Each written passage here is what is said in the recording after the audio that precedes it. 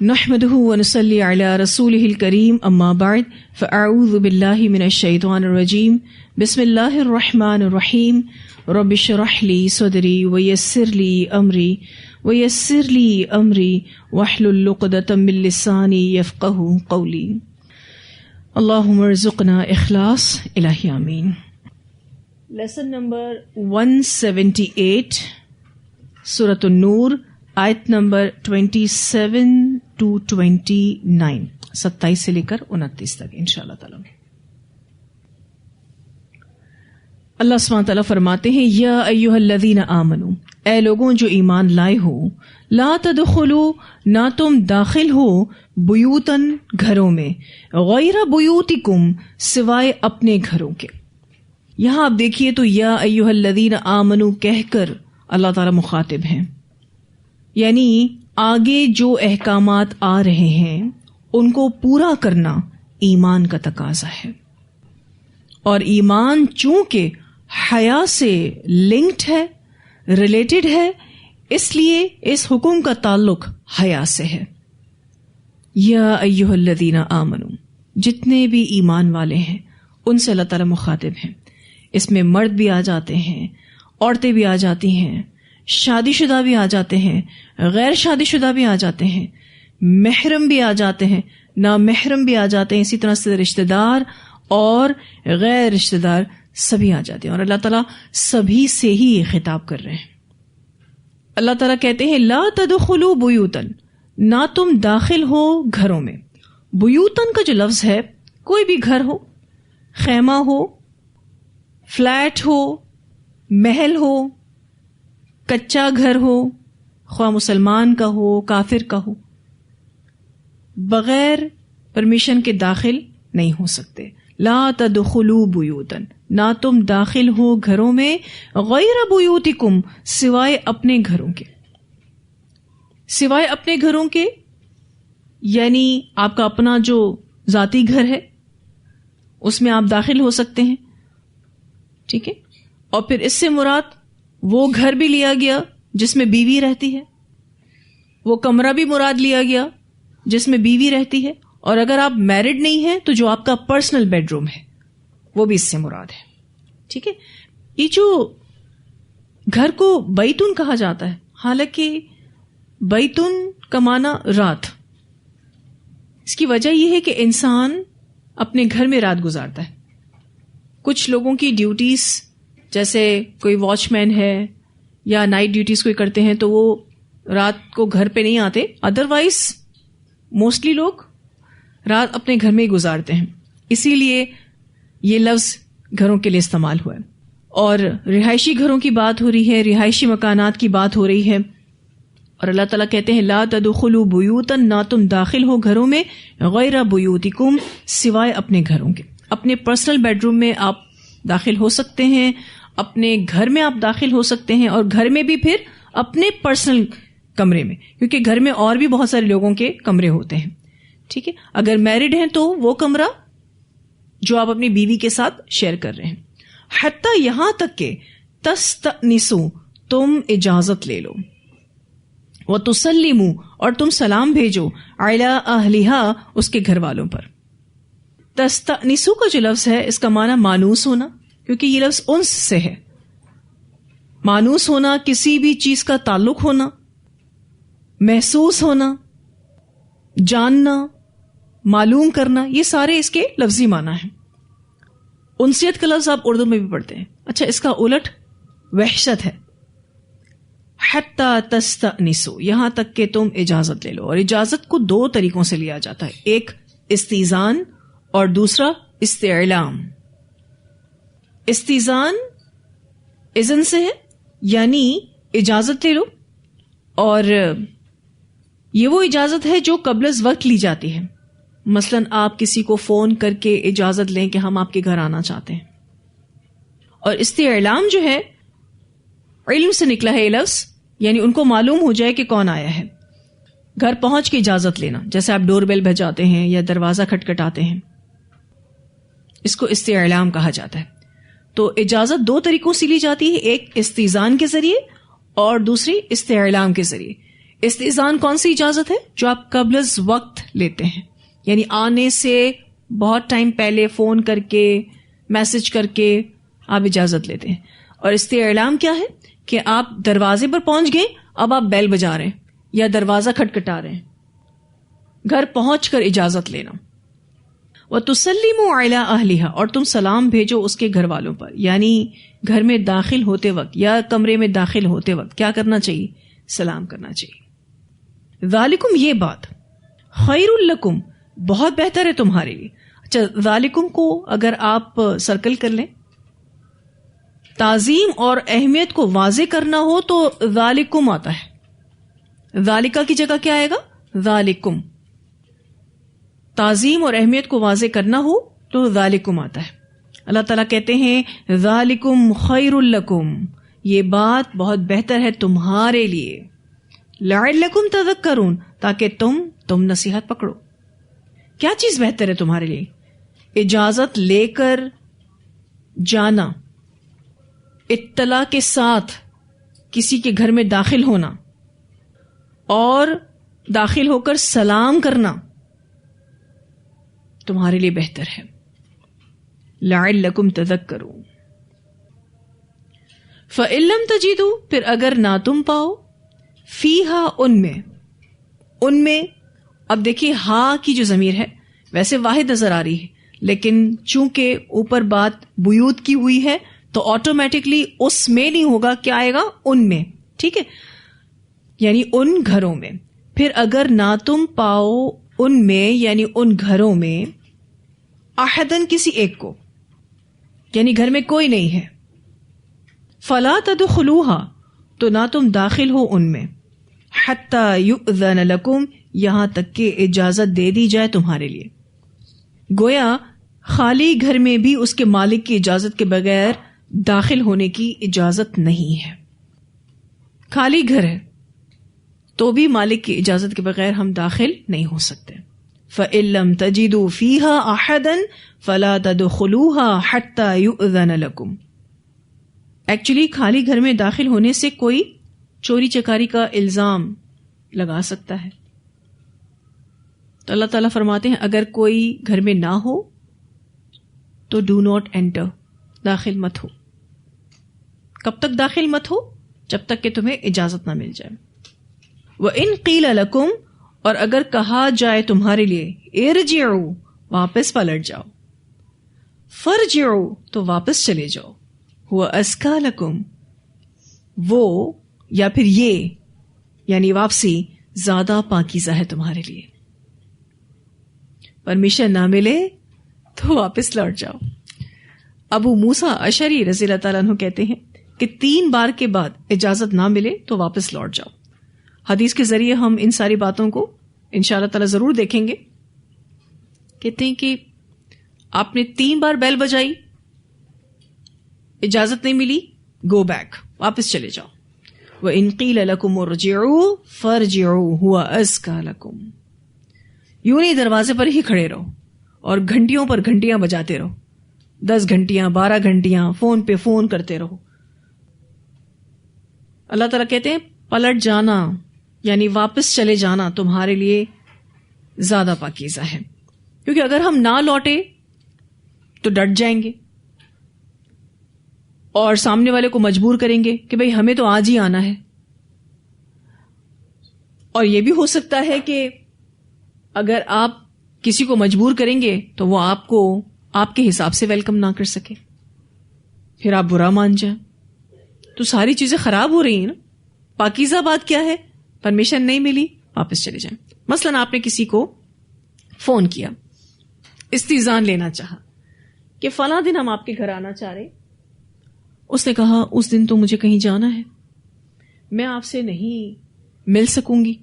آپ برا مان جائیں. ایک تو ہم ان کے گھر جا رہے ہیں اور ان کے پاس ٹائم ہی نہیں ہے.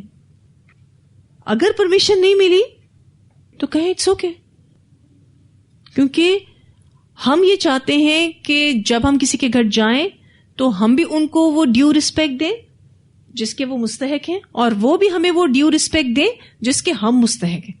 اور یہ تبھی ہو سکتا ہے کہ جب آپ اس کام کو پراپرلی اللہ کے احکام کے مطابق کریں گے. استیزان کے ساتھ جائیں گے تو. اچھا، بعض مہاجر صحابہ اور اسپیشلی ایک مہاجر صحابہ کے بارے میں تو یہ بات آتی ہے کہ وہ افسوس کرتے تھے کہ اس آیت کے حصے پر عمل کرنے کا ان کو کبھی موقع نہیں ملا کہ وَإِن قِيلَ لَكُمُ ارْجِعُوا فَارْجِعُوا هُوَ أَزْكَىٰ لَكُمْ، یعنی میں کسی کے دروازے کو کھٹکھٹاؤں اور اجازت مانگوں آنے کی اور وہ مجھے کہے بعد میں آنا، تو مجھے اس آیت کے حصے پر عمل کرنے کا زندگی بھر موقع نہیں ملا. میں افسوس کرتا ہوں اس بات پر. کبھی تو کوئی مجھے منع کرتا پرمیشن لینے کے بعد کہ نہیں آؤ، تو میں واپس پلٹ جاتا. یہ تھے صحابہ کرام، اور ہم تو برا مان جاتے. ایک بات یاد رکھیے گا، آپ کسی کو بتائے بغیر، اجازت لیے بغیر اس کے گھر جائیں گے اور یہ سمجھیں گے کہ آپ کو وقت دینا اس کا فرض ہے، حالانکہ ممکن ہے کہ وہ شخص نہ مل سکے. ہو سکتا ہے وہ بزی ہو سکتا ہے وہ سو رہا ہو سکتا ہے وہ کسی اور ریزن کی وجہ سے مجبور ہو کہ وہ آپ سے مل نہیں سکتا، تو آپ برا مان جائیں. اس سے بہتر نہیں کہ آپ اجازت لے کر جائیں، پراپرلی جائیں. وہ جو سرپرائز دینے کی عادت ہے نا ہمیں، اچانک سے دھاوا بولنے کی عادت ہے، ایسے تو داخل پولیس والے ہوتے ہیں، گھر والے نہیں ہوتے، کیونکہ قانون نافذ کرنے والوں کو اجازت لینے کی ضرورت نہیں ہوتی، کیونکہ وہ کسی سالڈ ریزن کی وجہ سے اس طرح کی ریڈ کرتے ہیں یا دھاوا بولتے ہیں. لیکن ہم تو ایسا نہیں کر سکتے. اللہ تعالیٰ فرماتے ہیں واللہ، اور اللہ تعالیٰ بما تعملون علیم، ساتھ اس کے جو تم عمل کرتے ہو خوب جاننے والا ہے. وہ سب کو جانتا ہے، تمہارے عمل کو بھی جانتا ہے، تمہارے رویوں کو بھی جانتا ہے، اسی بیسس پر جزا دے گا. پھر اللہ تعالیٰ فرماتے ہیں لیس علیکم، نہیں ہے تم پر، جناح، کوئی گناہ، ان یہ کہ تدخلوا، تم داخل ہو، بیوتن، ایسے گھروں میں، غیر مسکونت، نہ کی گئی ہو سکونت، فیہا، ان میں، یعنی ان میں کوئی بستہ نہ ہو، نان ریزیڈینشل. اللہ تعالیٰ فرماتے ہیں متاع لکم، فائدہ ہے تمہارے لیے، یعنی ایسی جگہ تمہارے لیے فائدے والی ہوتی ہیں، تو وہاں تم بغیر پرمیشن کے بھی داخل ہو سکتے ہو. مثلا لائبریریز ہوتی ہیں، ٹھیک ہے، پارکس ہوتے ہیں، ایون آپ کے اپنے گھر کا ڈرائنگ روم ہے جو کن کے لیے خاص ہے؟ مہمانوں کے لیے خاص ہے. گیسٹ ہاؤس ہے، ہوٹلز ہیں، ریسٹورینٹس ہیں، ہاسپٹلز ہیں، بینکس ہیں، پکنک اسپاٹس ہیں، شاپس ہیں، مالز ہیں، اسٹورز ہیں، ٹھیک ہے. یہ کیا ہیں؟ پبلک پلیسز ہیں نا، ان میں آپ بغیر پرمیشن کے جا سکتے ہیں. لیکن ایک بات یاد رکھیے گا کہ اگر آپ کسی ہوٹل میں جا رہے ہیں کمرہ لینے کے لیے، ٹھیک ہے، تو آپ کو جو کمرہ دیا جائے گا، اب آپ اس میں رہ رہے ہیں، اب جو دوسرا بندہ آ رہا ہے وہ بغیر پرمیشن کے داخل نہیں ہوگا. آپ یہ نہ کہہ دیں کہ باجی نے اس میں ہوٹل لکھوایا تو اب ہم ہوٹل میں ہر کمرے میں جا سکتے ہیں. جس کمرے میں کوئی رہ رہا ہو اس میں نہیں جا سکتے، کیونکہ اس پر کون سے احکام لاگو ہوں گے؟ گھر والے جو پیچھے آپ نے پڑھے، کیونکہ اب وہ کمرہ بسا ہوا ہے. ڈرائنگ روم میں آپ اپنے ہی گھر کے ڈرائنگ روم میں جا سکتے ہیں، لیکن اگر آپ نے وہاں کسی مہمان کو ٹھہرایا ہوا ہے تو اب آپ بغیر پرمیشن کے نہیں جا سکتے. ٹھیک ہے نا، امی کے کمرے میں بغیر پرمیشن کے نہیں جا سکتے، الا یہ کہ آپ کے گھر میں دن بھر میں کوئی ایسی پابندیاں نہیں ہوں. لیکن کچھ ٹائمنگز ایسے ہوتے ہیں کہ جس میں ہر انسان کا اپنا نجی وقت ہوتا ہے، وہ انشاءاللہ ہم آگے پڑھیں گے کہ کس کس ٹائم پھر آپ بغیر پرمیشن کے جا ہی نہیں سکتے. کیونکہ عموماً جوائنٹ فیملی سسٹم ہوتا ہے، تو دیور کا کمرہ، جیٹھ کا کمرہ، میرا کمرہ، ساس کا کمرہ، نن کا کمرہ، ٹھیک ہے نا، میرڈ دیور کا کمرہ، ان میرڈ دیوروں کا کمرہ، ٹھیک ہے، یہ سب کچھ ہوتا ہے. تو آپ کو صرف اپنے روم میں جانے کی اجازت ہے بغیر پرمیشن کے، بس. اگر آپ ساس بھی ہیں نا تو بیٹے کے کمرے میں بغیر پرمیشن کے نہیں جا سکتی، کیونکہ ساسوں کو تو پتہ نہیں کون سے حقوق ملے ہوئے کہ جب دل چاہا منہ اٹھا کے بیٹے کے کمرے میں چلی جاتی ہیں.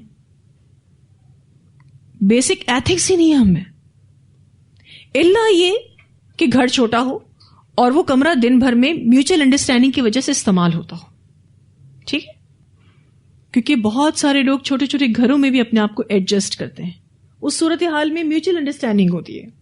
آپسی سمجھوتا ہوتا ہے کہ آپ کا یہ کمرہ ڈے ٹائمنگز میں کھلا رہے گا اور ان ٹائمنگز میں بند ہوگا تو آپ کی پرائیویسی کو کوئی ڈسٹرب نہیں کرے گا. لیکن کچھ ٹائمنگز ایسے ہیں کہ آبویسلی یہ فیسلٹی پورے گھر میں نہیں ہے جو اس کمرے میں ہے, تو اس کو استعمال کرنے کے لیے لوگ آتے اور جاتے ہیں.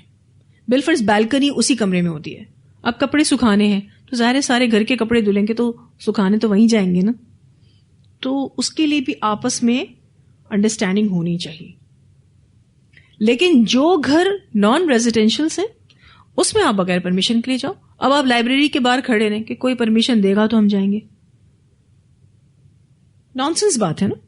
لیکن کچھ لائبریریز ایسی ہوتی ہیں کہ جس میں آپ پرمیشن کے ساتھ ہی داخل ہو سکتے ہیں. اس کے کارڈز ہوتے ہیں کہ آپ اس کو اسکین کرتے ہیں اور پھر ہی وہ دروازہ کھلتا ہے اور آپ جائیں, تو یہ بھی پرمیشن لینے ہی کی شکل ہے. اب آپ کارڈ لیے بغیر آ جائیں کہ میں تو اس لائبریری میں آ کے پڑھتی رہتی ہوں اور اب میں کارڈ نہیں بھی لائی, اسکین نہیں بھی کیا تو مجھے اندر جانے دیا جائے. نہیں, آپ رولز کو فالو کریں گے. کچھ پارکس ہوتے ہیں جس میں ٹکٹس لینی پڑتی ہیں, تو یہ بھی کیا ہے, استئذان کی ہی شکل ہے, پرمیشن لینے کی ہی شکل ہے. اسی طرح سے کچھ مالز ہوتے ہیں جس میں آپ کو چیک کیا جاتا ہے, یوں آپ کو منع نہیں ہے اس میں انٹر ہونا, لیکن اگر آپ کے پاس کوئی ایسی چیز ہے جو اس مال کے رولز کے خلاف ہے کہ آپ اس کو لے کر مال میں داخل نہیں ہو سکتے, لائک اگر آپ کے پاس ویپن ہے اور وہ آپ کو چیک کرتے ہیں کہ نہیں آپ اس کے ساتھ تو انٹر نہیں ہو سکتے, تو اب آپ انٹر نہیں ہو سکتے. ٹھیک ہے, ورنہ پبلک پلیسز جو ہوتی ہیں عموماً اس میں پرمیشن لینے کی ضرورت نہیں ہوتی, خاص کوئی آپ ناک کر کے پرمیشن لیں ایسی ضرورت نہیں ہوتی. اسی طرح سے آفیسز ہیں, میرا آفس ہے, جیسے میں اپنے آفس میں بغیر پرمیشن کے جا سکتی ہوں, لیکن میرے آفس میں کوئی آئے گا تو وہ پرمیشن لے گا. تو تھوڑا اس بات کو سمجھ لیجیے گا, کیونکہ جب میں ایک لسٹ بتاتی ہوں نا تو ہمیں ایسا لگتا ہے کہ ہمیں ان سب جگہوں پر اب جانے کی کھلی چھٹی مل گئی ہے. ٹھیک ہے, آپ پورے بینک میں جا سکتے ہیں, ہر کاؤنٹر پر جا سکتے ہیں, لیکن اب آپ دیکھیے کہ کیا سسٹم ہے. آپ ٹکٹ نکالتے ہیں اور آپ کا کاؤنٹر نمبر آپ کو الاٹ کیا جاتا ہے. اب آپ کہیں مجھے تو کاؤنٹر نمبر 3 دیا گیا لیکن میں نے تو 2 پہ جانا. ارے بھائی, آپ کو جس چیز کی اجازت دی گئی ہے آپ وہ کریں. اب آپ مینیجر کی آفس میں بغیر پرمیشن کے داخل ہو جائیں, ایسے تھوڑی ہو سکتا ہے. وہ آپ کا آفس تھوڑی ہے, وہ اس کا آفس ہے, اور اس آفس میں بھی کچھ لوگوں کو بغیر پرمیشن داخل ہونے کی اجازت ہوتی ہے. مثلاً پیون ہوتا ہے تو وہ داخل ہو سکتا ہے, کوئی آفیسر ہوتا ہے تو وہ داخل ہو سکتا ہے, تو وہ نون چیز ہوتی ہے. اب جس کو پتا ہے کہ میں بغیر پرمیشن کے اس میں داخل ہو سکتا ہوں, اب وہ بار بار پرمیشن لے تو وہ تو اریٹیٹ کرے گا نا. بھئی آپ کو اجازت ہے بغیر پرمیشن کے داخل ہونے کی, تو آپ آ جائیں. ٹھیک ہے, تو اللہ تعالیٰ کا یہاں یہ کہنا کہ یہ جو پبلک پلیسز ہیں یہ تمہارے لیے فائدے کی جگہ ہیں, کیونکہ اگر یہاں پر بھی اس طرح کی ریسٹرکشنز لگا دی جاتی ہیں تو obviously لائف ڈیفیکلٹ ہو جاتی. اسی لیے اللہ تعالیٰ فرماتے ہیں کہ تم پر کوئی گناہ نہیں یہ کہ تم داخل ہو ایسے گھروں میں جس میں کوئی نہیں بستا, وہ کسی کی رہنے کی جگہ نہیں ہے, وہ پبلک پلیس ہے, تمہارے فائدے کی جگہ ہے, تو you can enter, no problem. واللہ یعلم, اور اللہ جانتا ہے, ما تبدون, جو تم ظاہر کرتے ہو, وما تکتمون, اور جو تم چھپاتے ہو. جن خیالات کا تم اظہار کرتے ہو اور جو تم چھپا جاتے ہو, اللہ نوز ایوری تھنگ, اللہ سب کچھ جانتے ہیں. تو بہت ہی خوبصورت آیات ہیں جس میں استئذان کا حکم نازل ہوا ہے, اور یہ تینوں آیات ہی ایک ٹاپک پر بات کر رہی ہیں, ایک ہی موضوع ہے, اور اس میں استئذان کا حکم بتایا جا رہا ہے. ایمان والوں سے اللہ تعالیٰ مخاطب ہیں, اور اس طرح کا خطاب یہ بات واضح کرتا ہے کہ اس پر عمل کرنا ایمان کا تقاضا ہے. ایمان والوں سے صرف نماز, روزہ, زکوٰۃ کا ہی مطالبہ نہیں کیا گیا, بلکہ ان سے معاشرتی آداب بھی مطلوب ہیں. جو سوشل ایٹیکیٹس ہیں وہ بھی مطلوب ہیں. یہ وہ شرعی آداب ہیں جو اللہ تعالیٰ نے اپنے مومن بندوں کے گھروں میں جانے کی اجازت طلب کرنے کے بارے میں ہمیں دیے ہیں. ایکچولی گھر میں انسان سکون حاصل کرتا ہے نا, اور ہر انسان کی پرائیویسی ہوتی ہے, اور ان آداب کو لاگو کرنے سے گھر میں سکون آئے گا. یہ جو بے باکیاں ہیں نا, اور اگر میں اس کو بدتمیزی بھی کہوں تو کچھ غلط نہیں کہ بغیر اجازت کے ہم کسی کے بھی کمرے میں دھڑلے سے داخل ہو جائیں اور اسے اپنا حق سمجھیں یہ چیز اخلاقی اعتبار سے بہت بری ہے، برے اخلاق ہیں یہ. انشاءاللہ جب ہم احادیث کا مطالعہ کریں گے تو ہمیں پتا چلے گا کہ ایک ایک چیز کو کتنا سینسٹیوٹی کے ساتھ لیا گیا ہے، ایک ایک حکم کو کس طرح سے بتایا گیا. یوں پرمیشن لینی ہے، اس طرح سے جانا ہے، اس ٹائم پر جانا ہے، اس ٹائم پر نہیں جانا ہے. تو گھر میں اگر ہم سکون چاہتے ہیں تو ان ادب اور آداب کو ہمیں لاگو کرنا ہوگا. اور ایسے احکام ہمیں دیے جا رہے ہیں کہ جن پر عمل کرنے سے کسی فتنے کے سر اٹھانے کے امکان کم سے کم رہ جائیں گے. گویا یہ احکام فحاشی کے پھیلاؤ کے سلسلے میں سد ذرائع کا حکم رکھتے ہیں. سد روکنا، ذرائع ریسورسز کو، اور کن ریسورسز کو؟ جو فحاشی پھیلانے والے ہیں. ان ریسورسز کو، ان ذرائعوں کو اللہ تعالیٰ نے ان احکامات کے ذریعے بند کر دیا، روک دیا. تو یہ احکام فحاشی کے پھیلاؤ کے سلسلے میں سد ذرائع کا حکم رکھتے ہیں. ایکچولی عرب معاشرے میں یہ عام دستور تھا کہ لوگ ایک دوسرے کے گھروں میں بلا جھجک داخل ہو جاتے تھے. اس آیت میں ایسی آزادانہ آمد و رفت پر پابندی لگا دی گئی. بالفرض میرا اپنا گھر ہے، ٹھیک ہے، میرے پاس گھر کی چابیاں ہیں. چابی کا مطلب کیا ہے؟ میں بغیر پرمیشن کے اس میں داخل ہو سکتی ہوں. میں اپنے گھر میں داخل ہوئی. جیسے ہی میں اپنے گھر میں داخل ہوتی ہوں، وہاں پر 3 کمرے ہیں، 3 بیڈ رومز ہیں. ایک بیڈ روم میرا اپنا ہے، ایک بیڈ روم بیٹے کا ہے، دوسرا بیڈ روم بھی دوسرے بیٹے کا ہے. میرڈ بچے ہیں. میں ایک ایگزامپل دے رہی ہوں آپ لوگوں کو. میں اپنے کمرے میں بغیر پرمیشن کے چلی گئی، نو ایشو. جو 2 کمرے اور ہیں جس میں 2 فیملیز اور رہ رہی، نو ڈاؤٹ میرے کلوز ریلیٹیوز ہیں. میرا بیٹا ہے، میری بہو ہے، ان کا بچہ ہے، ٹھیک ہے، دوسرا بیٹا ہے، بہو ہے اور بچہ ہے، ٹھیک ہے. وہ گھر میں ہیں یا نہیں ہے، میں وداؤٹ پرمیشن ان کے کمرے میں داخل نہیں ہو سکتی. ایسے میں کچھ میوچل انڈرسٹینڈنگز ہوتی ہیں. اگر وہ کمرے میں موجود ہیں تو آپ ایک ناک کے ساتھ پرمیشن لے لیں اور چلے جائیں. لیکن اگر کسی کام کے سلسلے میں ان کی غیر موجودگی میں ان کے کمرے میں جانا بھی ہے تو آپ کو آپ کی لمٹس پتہ ہونی چاہیے کہ آپ کیا کیا چیز کھول سکتے ہیں. میں نے کتنی لڑکیوں کو جو جوائنٹ فیملی سسٹم میں ہوتی یہ شکایت کرتے ہوئے سنا ہے، آئی ہیں میرے پاس، باجی ہم پریشان ہیں، جب ہم گھر میں نہیں ہوتی ہیں ہماری ساس ہمارے کمرے کی پوری چیکنگ کرتی. میں نے کہا آپ کو پتا کیسے چلتا ہے؟ کہا اللہ تعالیٰ بس واضح کر دیتا ہے، ترتیب کچھ اوپر نیچے ہوتی ہے. اور ویسے بھی آپ کو اس بات کا اندازہ ہو جاتا ہے جب آپ کے کمرے میں کوئی آ جائے تو کوئی نہ کوئی چیز کی مومنٹ آپ کو بتا دیتی ہے کہ کوئی یہاں آیا تھا. ورنہ جیسا آپ چھوڑ کے گئے ہیں ویسا ہی اگر پڑا ہے تو فیلنگس کچھ اور ہوتی. لیکن کچھ لوگ اس میں بھی بڑے تیز ہو گئے، یعنی جو چیز جیسے پڑی ہے ویسی بھی رہے، کسی کو پتا نہ چلے کہ ہم آئے ہیں کمرے میں. چلے انسان کو نہیں پتا چلتا کہ ہم اس کے کمرے میں گئے، کیا اللہ نہیں جانتا؟ یہ جو آیت کا اختتام اللہ تعالیٰ نے کیا ہے وہ کیا کیا؟ واللہ یعلم ما تبدون وما تکتمون. مطلب آپ یہ دیکھیے کہ یہ کیسی عادت ہے، جا کر بہو کے فریج کو کھولنا، اس کی کبٹ کو کھولنا اور اس کے کمرے میں جو چیزیں پڑی اس کو دیکھنا، ٹٹولنا. کیا بیٹا اپنی بیوی کے لیے لے کر آیا ہے، کیا بہو اپنے ہسبینڈ کے لیے لے کر آئی ہے. مطلب یہ ساری چیزیں میں آپ کو بتا دوں یہ وہی عورتیں کرتی ہیں جو بالکل فارغ ہیں، جن کے پاس بہت ٹائم ہے اور وہ بیسک ایتھکس سے خالی ہیں، آ رہی ہیں.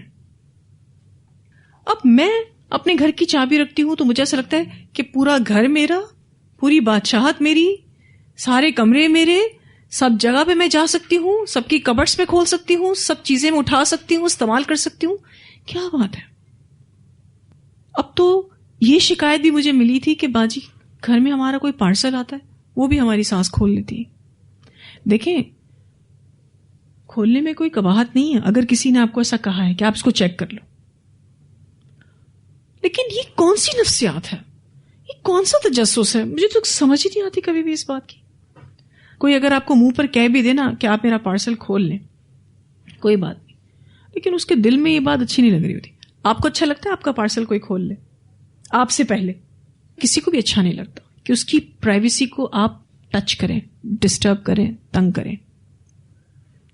چاہے وہ آپ کا بیٹا ہو, چاہے آپ کی بہو ہو, شادی شدہ بیٹی ہو, داماد ہو, ایون ساس سسر ہوں. ساس سسر کی بھی نجی زندگی ہوتی ہے, ماں باپ کی بھی نجی زندگی ہوتی ہے. کسی کی بھی نجی زندگی میں ہمیں مداخلت کرنے کی اجازت نہیں. یہی مداخلتیں, یہی بے باکیاں اور یہی آزادانہ آمد و رفت اس عرب معاشرے میں ہو رہی تھی.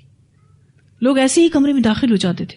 سم ٹائمز لوگ کنفیوز ہو جاتے تھے یا اس حالت میں ہوتے تھے کہ لوگوں کے سامنے نہیں آ سکتے تھے, تو بڑا آکورڈ سا معاملہ ہو جاتا تھا. اللہ تعالیٰ نے یہ آیتیں اتار دی.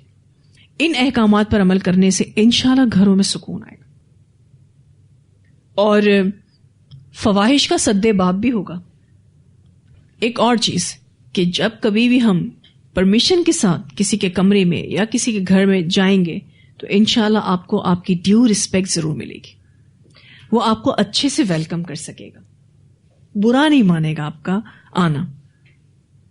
تو یاد رکھیے گا کہ کسی کی نجی زندگی میں مداخلت کرنا زیادتی ہے, ظلم ہے. اس سے انسان چڑچڑا ہو جاتا ہے. یعنی جس کی زندگی میں زیادہ انٹرفیرنس ہوتا ہے وہ انسان چڑچڑا ہو جاتا ہے اور دوسرے معاملات میں بھی خرابی آ جاتی ہے. اس لیے اس بات کا خیال ہمیں رکھنا ہے انشاءاللہ تعالی. ان آیات کو انشاءاللہ تعالی ہم بہت ڈیٹیلز کے ساتھ پڑھیں گے. صرف 3 آیات ہیں لیکن احادیث کو سامنے رکھ کے پھر اس سے ہم حکم اخذ کریں گے.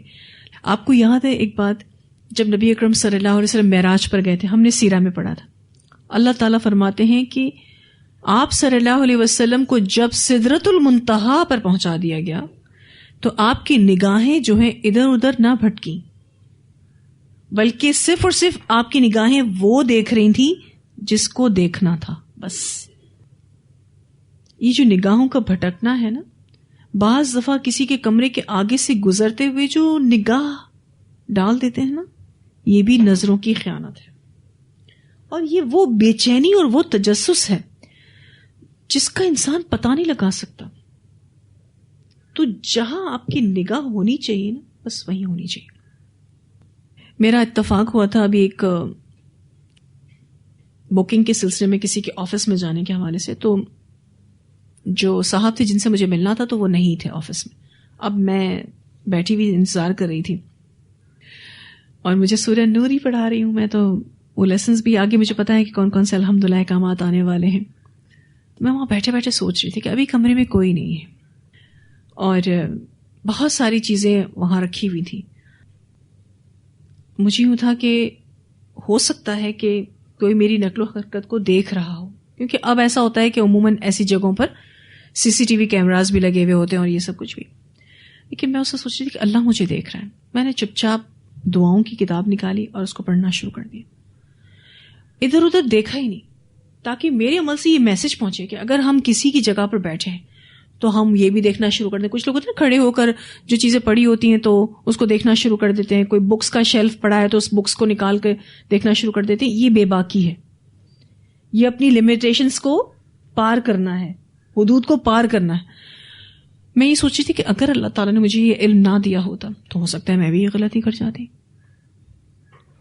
میں نے جیسے ہی وہ دعاؤں کی کتاب مکمل کر لی الحمدللہ, اور اگر ویسے مجھے نہیں پتا کہ وہاں کیمراز لگے ہوئے تھے یا نہیں لگے ہوئے تھے, I don't know about that, مجھے نہیں پتا اس بارے میں.